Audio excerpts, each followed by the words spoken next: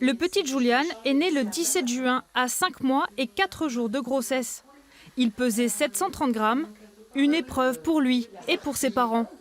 On voulait qu'il soit suivi jusqu'à la fin ici, puisque c'est le mieux pour nous, vu son parcours, qu'il puisse avoir la continuité des soins dans le même hôpital et surtout par le même personnel.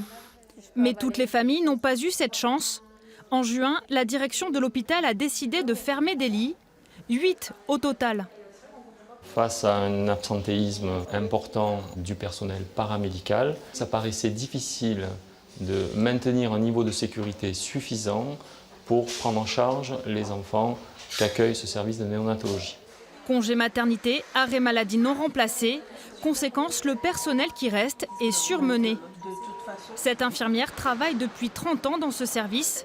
Elle n'est pas affiliée à un syndicat. Elle témoigne d'un vrai malaise. On ne peut pas rester indifférent quand on voit que parfois cet été, on a été obligé de dire à des mères qu'on n'aurait pas le temps de mettre leur enfant dans les bras parce qu'elles ne peuvent pas les sortir toutes seules des incubateurs, parce qu'ils ont des fils partout. Et il y a eu des fois cet été, on était obligé de dire aux mères, je suis désolée, je ne peux pas vous mettre votre enfant dans les bras. Ça, c'est énorme. On a toujours peur de faire une erreur. Une infirmière qui est épuisée, une infirmière qui est fatiguée, si à la fin de la nuit, elle fait une erreur dans un calcul de dose, ne serait-ce que d'une virgule, ça peut avoir des conséquences énormes sur la vie et sur le devenir d'un enfant. Donc oui, on est en période de stress constant parce qu'à partir du moment où on est surmené, on n'est pas sûr de nous. Au cœur de l'été, la tension atteint son paroxysme.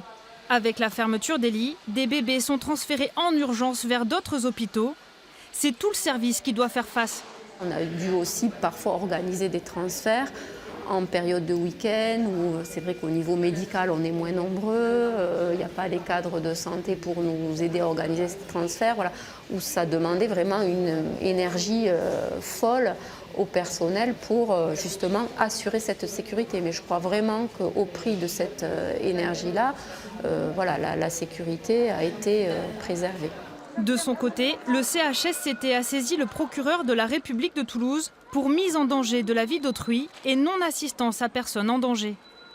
Il a été rapporté en CHSCT par du personnel paramédical et médical que des gens à bout étaient réellement à bout, qu'il avait même été dit que si la personne n'était pas là le lendemain, ce ne serait pas parce qu'elle avait des problèmes personnels. La direction a annoncé la réouverture des 8 lits et le recrutement de 12 puéricultrices pour remplacer les absents. Pas de création de postes, mais une bouffée d'oxygène dans un service au bord de l'asphyxie.